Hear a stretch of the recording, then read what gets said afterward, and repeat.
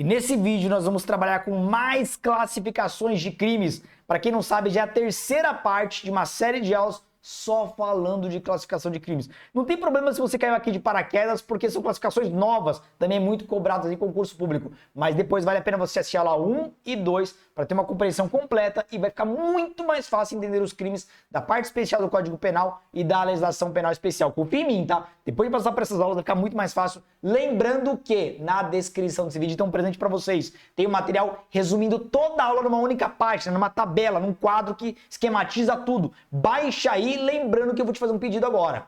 No final desse vídeo, deixa pra mim nos comentários. Diego, entendi tudo. Se você entendeu, se essa aula ficou clara, deixa. Esse feedback vai me ajudar muito a produzir mais conteúdos direto ao ponto, sem frescura, sem enrolação, como estes deste vídeo, tá bom? Deixa lá pra mim no finalzinho. E vamos lá, se você não me conhece ainda, professor Diego Pureza. Aqui no meu canal eu ajudo as pessoas a serem aprovadas nos concursos de Polícia Civil já nos próximos editais. Quer me ajuda? Se inscreva no canal, ativa o sininho para ter muito conteúdo de qualidade. Vou começar então com a primeira classificação que eu separei para vocês, que são os crimes qualificados e os crimes privilegiados. Aliás, eu vou dar uma diferença para vocês entre aumento de pena e qualificadora, muita gente confunde. Mas vamos primeiro entender qualificadora e privilegiadora.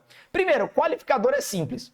Toda vez que num determinado parágrafo de um determinado tipo penal, nós tivemos novas balizas de pena, novos mínimo e máximo, aí nós estamos diante de uma qualificadora. Elas decorrem de uma figura mais grave, mais severa, merece maior reprovação. Olha o exemplo que eu coloquei para vocês aqui, ó, homicídio. No homicídio simples, galera, no homicídio simples, ó, aqui nós temos pena, percebam, de, tá aqui, ó, 6 a 20 anos. Já na modalidade qualificada, vai de 12 a 30 anos.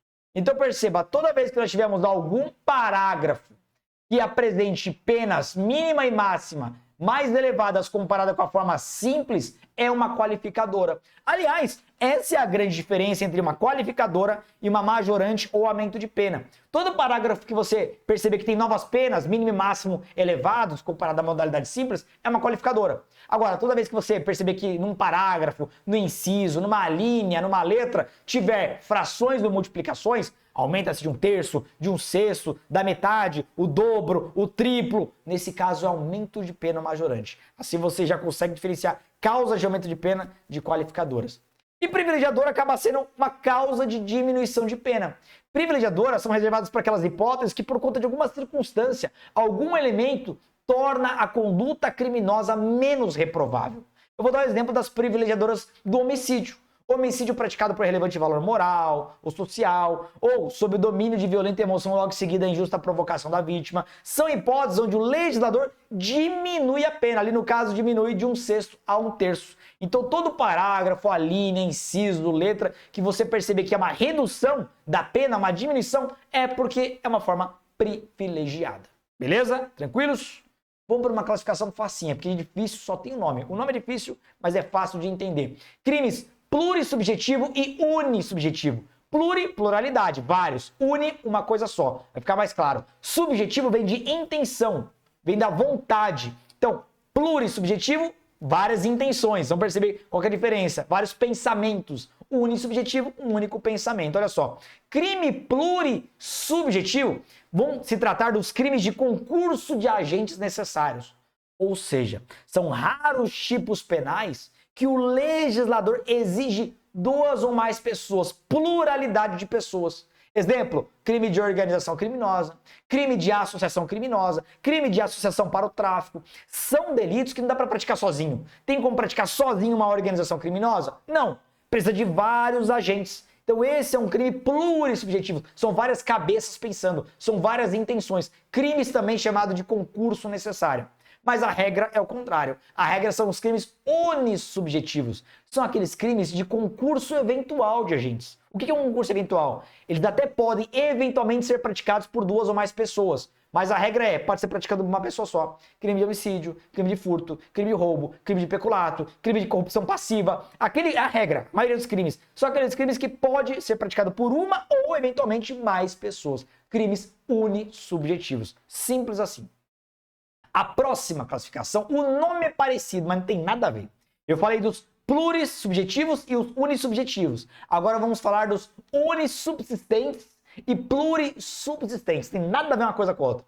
Aqui nós estamos olhando para o fracionamento do intercrimes. Lembra do intercrimes? 4 etapas? Cogitação, preparação, execução e consumação.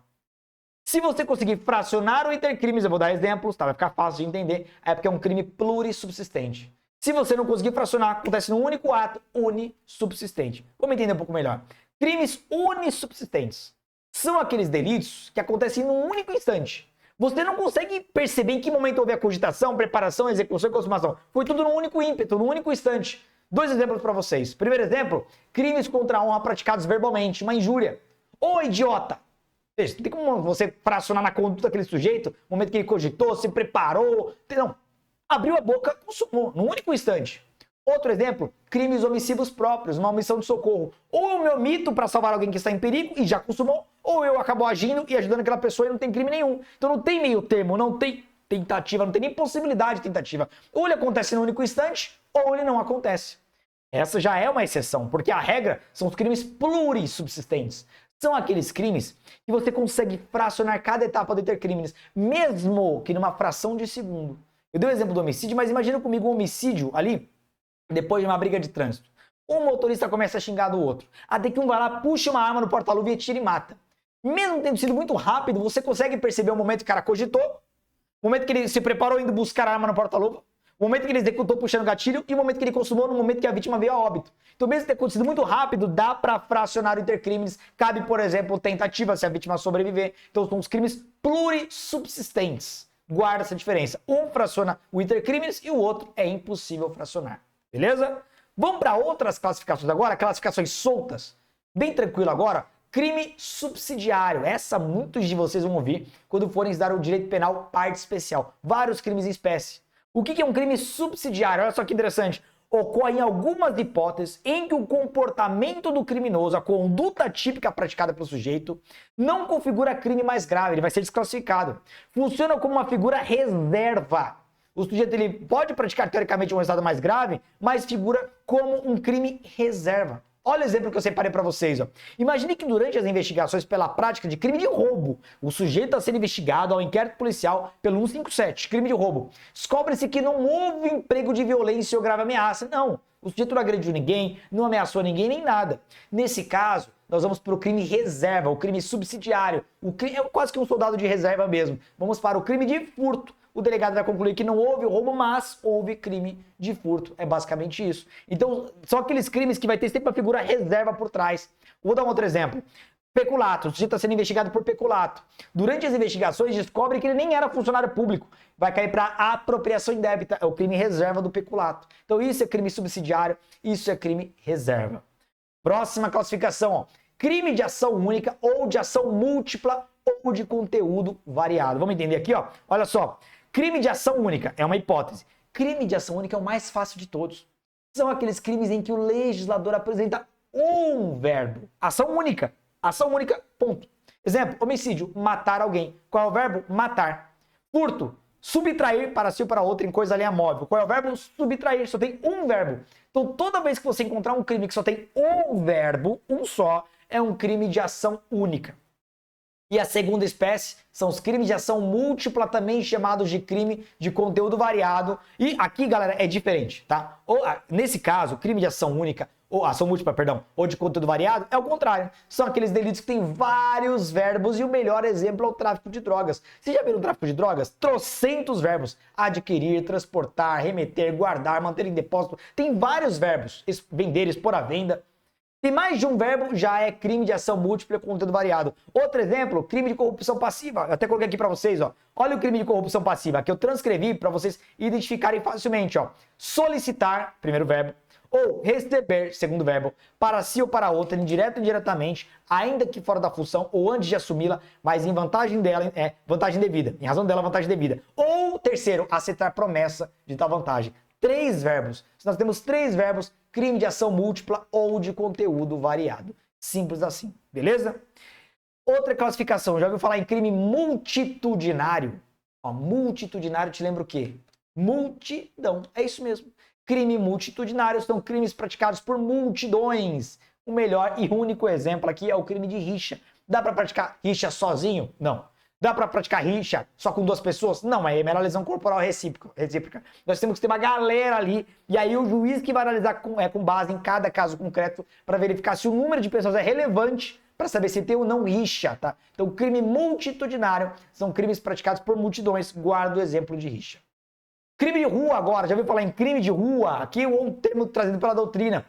São os delitos praticados por pessoas economicamente menos favorecidas, pobres. Galera, inclusive, aqui ó, os crimes de rua são também chamados de crime de colarinho azul ou cifras azuis. Por quê? Porque lá na década, no início da década de 20, final da década de 90 ali, perdão, desculpa, eu tô falando década, né? Século, começo do século 20, finalzinho do século 19 ali, na Revolução Industrial, os operários das fábricas lá nos Estados Unidos usavam uniformes azuis, que era o que diferenciava dos patrões. Então a galera pobre, menos favorecida, usava uniformes azuis. Então essa cor ficou muito estigmatizada para a classe mais pobre.